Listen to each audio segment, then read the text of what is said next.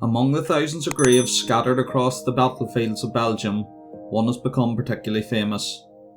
The headstone bears the name Private John Condon of the Royal Irish Regiment, and beneath it are words that have made this one of the most visited graves of the First World War. Aged 14. For generations, he has been remembered as one of the youngest Allied soldiers to die in the Great War.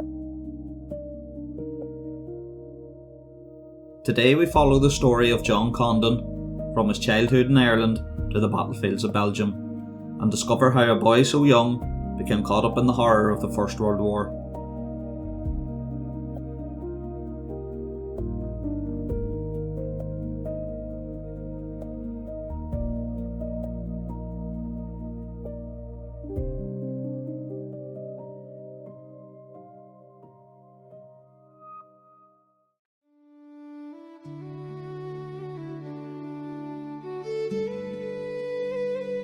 To understand how John Condon came to be lying in a battlefield grave in Belgium, we first have to travel more than 500 miles away, to the city of Waterford in the southeast of Ireland. This was John Condon's home. He came from Ballybricken area of the city, around Wheelbarrow Lane, and was the son of John and Mary Condon.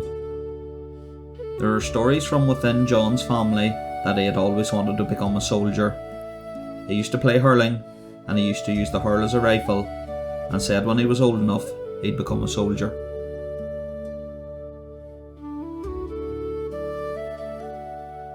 Today, this is the face remembered as Private John Condon. It is an extraordinary photograph, not because he looks like a famous soldier or a decorated war hero, but because he looks so young.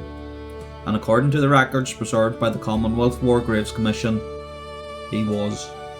They recorded John Condon as being just 14 years old when he was killed.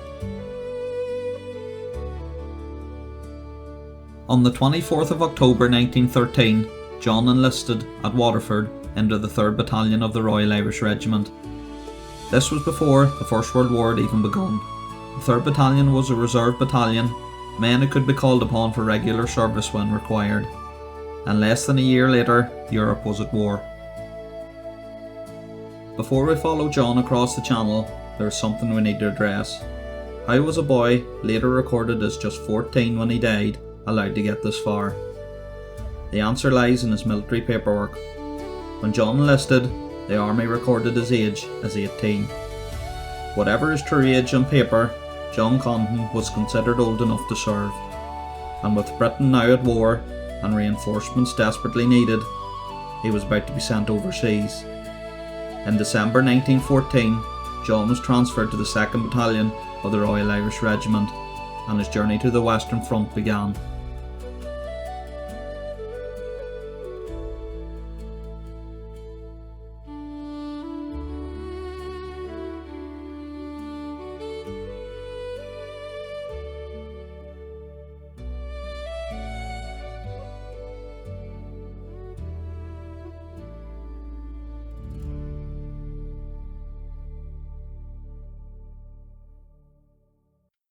On the 16th of December 1914, John Condon landed in France. For the young soldier from Waterford, the world he had known was now behind him.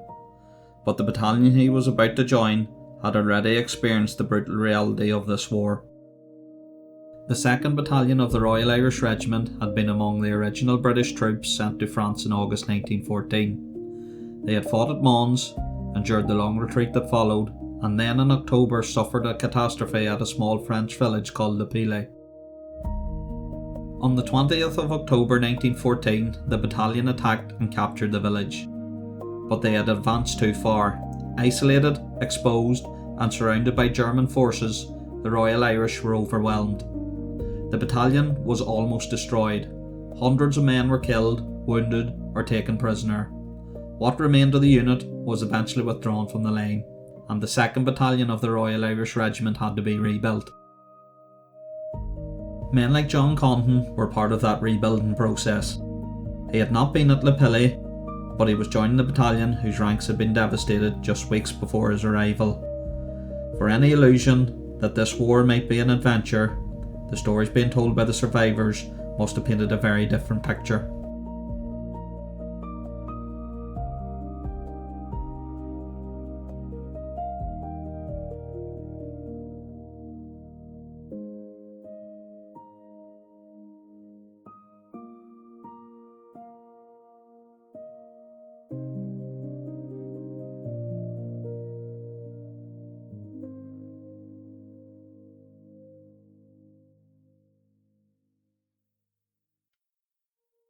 John had arrived during the first winter of the war, and the fighting had already changed.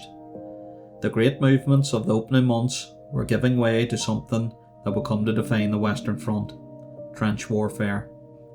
Across northern France and Belgium, soldiers were digging themselves into the earth. Trenches stretched across the landscape. Mud, cold, artillery fire and snipers became part of everyday life. And for John Condon, this was now home. By March 1915, the rebuilt Second Battalion of the Royal Irish Regiment was serving in the Ypres sector of Belgium, and John was heading towards an aim that would become synonymous with some of the worst fighting of the First World War: Ypres.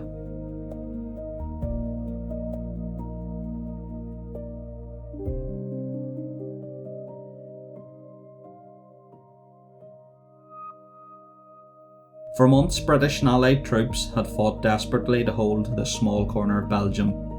The front line curved around the city in a great bulge known as the Ypres salient. It was a dangerous position. The Germans occupied much of the higher ground around it, allowing their artillery to fire into Allied positions from several directions. And in April 1915, they prepared to break through, but this time they were bringing something new to the battlefield. On the evening of the 22nd of April 1915, German troops opened thousands of cylinders positioned along their front line. From them came a cloud of chlorine gas. Carried forward by the wind, it drifted towards the Allied trenches. Chlorine was terrifyingly simple as a weapon. Unlike an artillery shell, it did not need to strike a man directly. The gas moved with the air, and because chlorine was heavier than normal air, it could linger in the trenches and low ground. When inhaled, it attacked the moist tissues of the eyes, throat and lungs. Men began coughing and choking. Their eyes burned, breathing became increasingly difficult, and in sufficient concentration, the gas could kill. The soldiers facing it on the 22nd of April had virtually no specialised protection. This was something completely outside their experience of warfare. Improvised measures were desperately introduced. Cloths and pieces of cotton were placed over their mouth and nose, sometimes soaked in water or other liquids in an attempt to reduce the effects. Within days, the British Army began issuing primitive respirators, pads of cotton treated with chemicals designed to neutralise chlorine, but these early devices offered only limited protection. The modern gas mask was still some way in the future.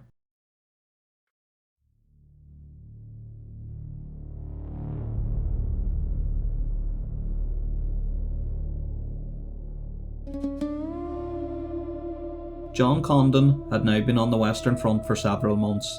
He had survived the winter and he had experienced the trenches.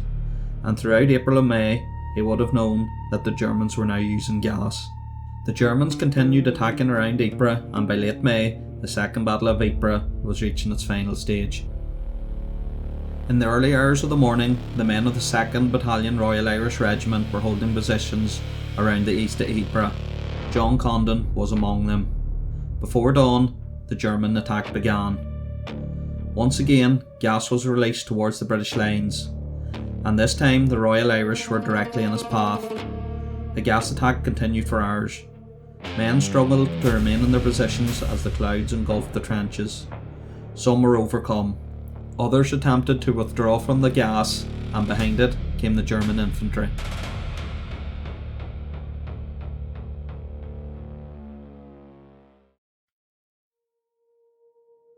When the fighting finally subsided, the scale of the losses was extraordinary. Every officer of the battalion who had been in the trenches was recorded killed or missing, with just one exception, and 379 other ranks were recorded as casualties. Among them was Private 6322 John Condon. The young soldier from Waterford had survived only a few months on the Western Front. On the 24th of May 1915, during the final phase of the Second Battle of Ypres, his war came to an end. Private John Condon died from suffocation and toxic effects during a German chlorine poison gas attack on the 24th of May 1915.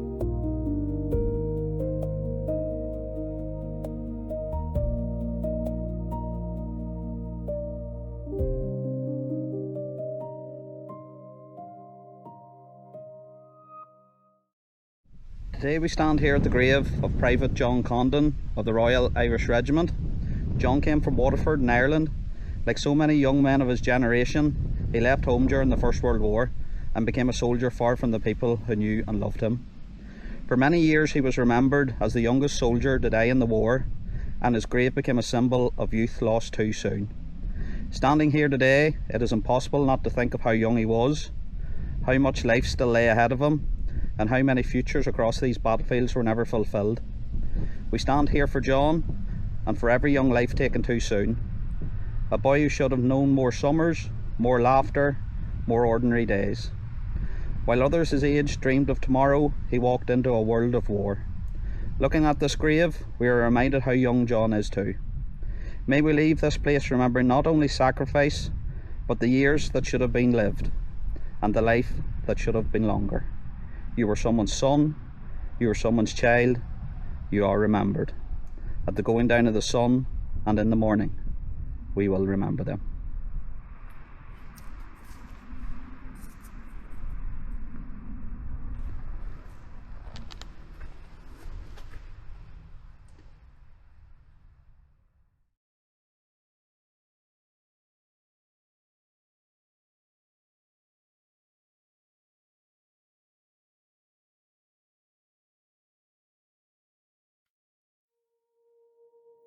And so, more than a century later, this is where John Condon's story ends. Far from the streets of Waterford, among thousands of other young men who never returned home. Whatever questions remain about his exact age, one thing is beyond dispute. John Condon was a young soldier caught up in a war that consumed an entire generation. If you've enjoyed this story, please consider subscribing to Overland and Overseas, where I'll continue travelling these battlefields and telling the stories of the men behind the names carved into the headstones.